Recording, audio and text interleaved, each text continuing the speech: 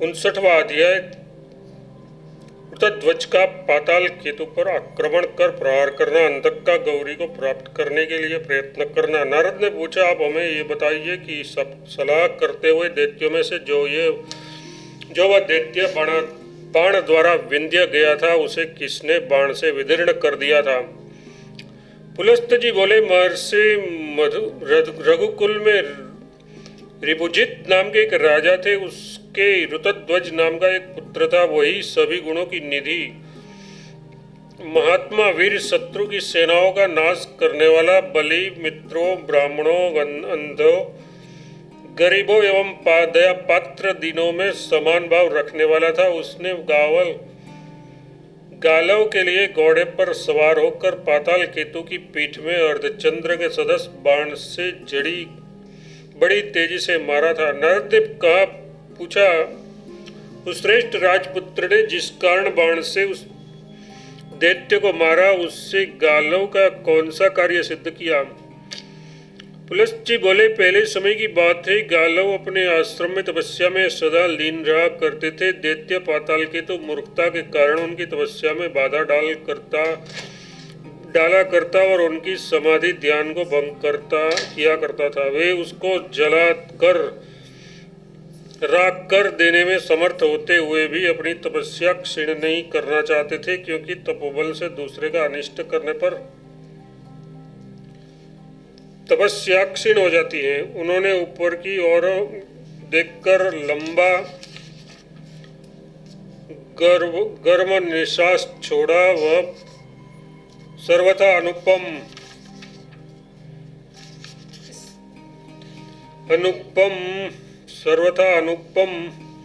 था। उसके बाद आकाश से एक सुंदर घोड़ा गिरा और असिरिणी आकाशवाणी हुई कि वह बलवान अश्व एक दिन में हजारों योजन जा सकता है। शस्त्र से सजे हुए उस राजा ऋतध्वज को वह घोड़ा सौंपकर वे महर्षि पुनः तपस्या करने लगे। उसके बाद राजपुत्रों ने दैत्य के पास जाकर उसे बाण से घायल कर दिया। नारद ने कहा, पुनः पूछा, सूरत, आप ये बताइए कि किसने आकाश से इस अश्व को गिराया था एवं आकाशवाणी किसकी थी? इस विषय में मुझे बड़ी उत्सुकता है। पुलस्त जी बोले, महेंद्र का गुणगान करने वाले बलशाली विश्वावसु नाम के यशस्वी गंधर्व राज ने अपनी पुत्री के लिए ऋतध्वज के हेतु उस समय अश्व को पृथ्वी पर गिराया था। नारद ने कहा, फिर पूछा, महान वेगशाली इस अश्व को भेजने में गंधर्वराज का क्या उपदेश था तथा राजपुत्र राजा कुबलाश्व का इसमें क्या लाभ था?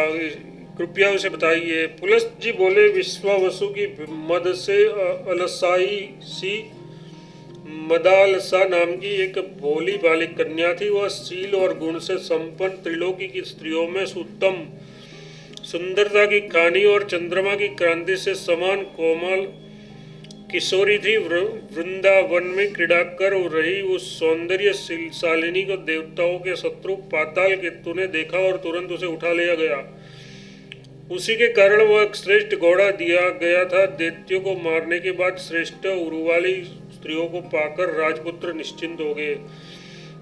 राजपुत्र उस मृग नयनी के साथ ऐसे सुशोभित हो रहे थे जैसे सच्ची के साथ इंद्र सुशोभित होते हैं। नारद ने पुनः पूछा, इस प्रकार महान असुर तारक और महिष के निरस्त समाप्त हो जाने पर हिरण्याक्ष के बुद्धिमान पुत्र अंधक ने पुनः क्या किया? पुलस्त जी बोले, तारक और महिष दोनों को संग्राम में मारे गए देखकर देवसेना के समूह का नाश करने वाला महामूर्ख अंधक देवताओं पर कुपित हो गया। उसके बाद थोड़ी सी सेना के साथ वह हाथ में परिघ लेकर पाताल से बाहर निकल आया और पृथ्वी पर विचरण करने लगा। उसके बाद घूमते हुए भी उसने सुंदर कंदराओं वाले मंदर गिरी पर सखियों के बीच में गिरिनंदिनी कल्याणी गौरी को देखा। उस सर्वांग सुंदरी गिरिराज नंदिनी को वन में देखकर अंधकासुर एकाएक कामबाण से पीड़ित हो गया। तब काम से अंधे हुए उस मूर्ख असुर अंधक ने कहा, वन में भ्रमण कर रही यह सर्वांग सुंदरी ललना किसकी है? यदि ये मेरे अंतःपुर में निवास करने वाली न हुई तो मेरे इस व्यर्थ के जीवन से क्या लाभ? यदि इस कुशोदरी सुंदरी ललना आलिंगन मुझे प्राप्त न हुआ तो मुझे धिक्कार है। मेरी इस ताई सुंदरता से क्या लाभ। मेरा वही बंधु, वही सचिव, वही भ्राता तथा वही संकट काल का साथी है जो इस काले केशवाली मृगनयनी सुंदरी को मुझसे मिला दे। दैत्यराज के इस प्रकार कहने पर महाबुद्धिमान प्रहलाद दोनों हाथों से दोनों कानों को ढककर सिर हिलाते हुए बोले, दैत्येंद्र, इस प्रकार मत कहो। ये तो संसार की जननी और लोक स्वामी त्रिशूलधारी शंकर की पत्नी है। तुम कुल का सदा विनाश करने वाली ऐसी दुर्बुद्धि मत करो। तुम्हारे लिए परस्त्री है, अतः रसातल में मत गिरो, क्योंकि ऐसा दुष्कर्म सज्जनताओं में तो अत्यंत निंदित है ही, असत पुरुषों में भी निंदित है। ऐसा दुष्कर्म पर द्वारा अभिगमन तुम्हारे शत्रु करे, जिससे उसका विनाश हो जाए। दैत्येश ब्राह्मण की गौ पर प्रशस्त सेना को देखकर गाधिराज ने समस्त जगत के लिए कल्याणकारी सत्य एवं उचित जो श्लोक कहा है, क्या उसे आपने नहीं सुना। उन्होंने कहा है, प्राणों का छोड़ देना अच्छा है, परंतु चुगलखोरी की बातों में दिलचस्पी लेना उचित नहीं। मौन रहना अच्छा है, किंतु असत्य बोलना ठीक नहीं। नपुंसक होकर रहना ठीक है, परंतु परस्त्री गमन उचित नहीं। भीख मांगना अच्छा है, किंतु बार बार दूसरे के धन का उपभोग करना उचित नहीं। प्रहलाद का वचन सुनने के बाद काम पीड़ित अंधक क्रोध से अंधा होकर ये वही शत्रु की जननी है, ये कहते हुए दौड़ पड़ा। उसके बाद दूसरे और दानव भी यंत्र से छुट्टे हुए पत्थर की गोली के समान उसके पीछे दौड़ चले, परंतु अव्यय नंदी ने हाथ में वज्र उठाकर बलपूर्वक उस सबको रोक दिया।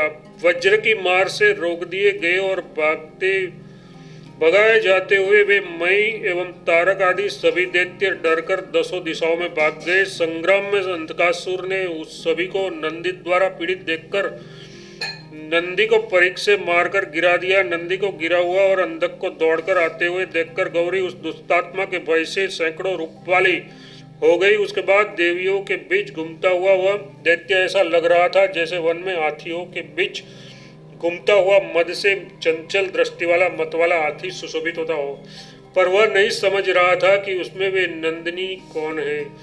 उसमें उसके न समझने में कोई आश्चर्य नहीं है, क्योंकि संसार में ये चार प्रकार के व्यक्ति सदा ही ठीक नहीं देख पाते। जन्म का अंधा नहीं देखता, प्रेम में अंधा हुआ नहीं देखता, मंदोन्मत्त नहीं देखता एवं लोभ से पराभूत भी नहीं देख सकता है। अतः अंधक उस समय देखते हुए भी गिरजा को नहीं देख पा रहा था। उस दानव ने उन सभी को युवती समझकर उन पर आघात कर नहीं किया, फिर तो शतावरी देवी ने ही उस दुष्टात्मा पर आघात कर दिया। उत्कृष्ट कोटि के शस्त्रों से विंधकर वह पृथ्वी पर गिर पड़ा। अंधक को गिरा हुआ देखकर शतरूपा वाली विभावरी अंबिका उस स्थान से हटकर अंतर्ध्यान हो गई। अंधक को गिरा हुआ देख दैत्यों एवं दानवों के सेनापति युद्ध के लिए ललकारते हुए दौड़ पड़े। आक्रमण करने वाले उन दैत्यों के शब्दों को सुनकर गणेश्वर खड़े हो गए। क्रोध हुए गणेश्वर इंद्र के समान वज्र लेकर मई सहित दानवों को हराकर अंबिका के निकट गए और उन्होंने उसके शुभ चरणों में प्रणाम किया। देवी ने भी अपनी उन मूर्तियों से कहा, तुम सभी इच्छानुरूप स्थानों को जाओ और मनुष्यों की आराधना प्राप्त करती हुई पृथ्वी पर भ्रमण करो। तुम सबका निवास उद्यानों, वनों, वनस्पतियों एवं वृक्षों में होगा। अब तुम सभी निश्चिंत होकर जाओ। पार्वती के इस प्रकार कहने पर वे सभी देवियां अंबिका को प्रणाम कर किन्नरों से स्तुति होती हुई दसों दिशाओं में चली गई। अंधक भी होश में आने के बाद गिरजा को न देखकर तथा अपनी सेना को हारी हुई समझकर पाताल में चला गया। मुनि उसके बाद कामबाण से घायल एवं काम के वेग से पीड़ित दुष्टात्मा अंधक पाताल में जाकर गौरी का चिंतन करता हुआ न दिन में खाता था और न रात में सोता था। वह बेचैन सा हो गया था। इस प्रकार से वामन पुराण में 59वां अध्याय समाप्त हुआ।